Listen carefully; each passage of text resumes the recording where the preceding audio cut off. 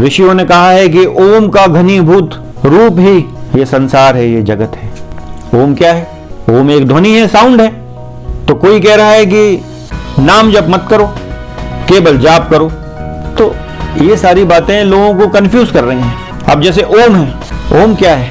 निराकार ब्रह्म जो है उसको ओम से दिखाया जाता है। ओम एक ध्वनि है, तो एक प्रकार से परमात्मा का नाम ही है ओम, लेकिन चूंकि वो निराकार की बात हो रही है इसलिए कोई स्वरूप नहीं दिखाई दे रहा है। अब सामान्य मनुष्य जो है उसको स्वरूप चाहिए, बिना स्वरूप के वो कोई भक्ति नहीं कर सकता।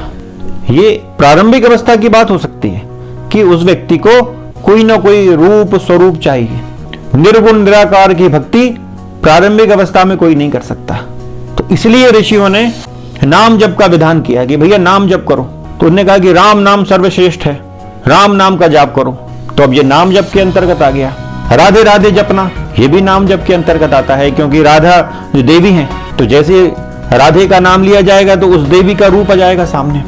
राम राम जपा जाएगा तो राम भगवान का स्वरूप आ जाएगा कि ऐसे ऐसे राम भगवान। तो भक्ति में उतरने का एक सर्वश्रेष्ठ साधन नाम जप है। जहां तक राम जपने की बात है, तो राम शब्द भगवान श्री राम के प्राकट्य से पहले का है। जब भगवान श्री राम का दशरथ और माता कौशल्या के यहाँ जन्म हुआ तो ये राम शब्द वहीं से नहीं आया है। राम शब्द जो है परमात्मा का नाम है। ये भगवान श्री राम से काफी पहले से ऋषियों ने खोज लिया था इस नाम को। इसका एक प्रसंग रामायण में ही आता है कि जब भगवान श्री राम धनुष तोड़ देते हैं, उनका सीता जी से विवाह हो जाता है, और जब उनकी बारात लौटकर आती है तो उनको जमदग्नि परशुराम रास्ते में मिलते हैं। तो परशुराम जब आते हैं तो सारे बाराती घबरा जाते हैं। दशरथ जी कांपने लगते हैं, मूर्छित हो के गिरने लगते हैं कि अरे बाप रे, आज तो मरना निश्चित है। वो माफी मांगते हैं कि मेरे बच्चे को क्षमा करना। लेकिन उसके पहले जैसे ही परशुराम को सारे लोग देखते हैं, ऋषिगण, तो वे उनको राम राम से संबोधित करते हैं कि राम राम। तो परशुराम जी भी उन ऋषियों को राम राम कह के भी उत्तर देते हैं। तो राम भगवान तो उस समय 16.25 या 16.5 वर्ष के हैं।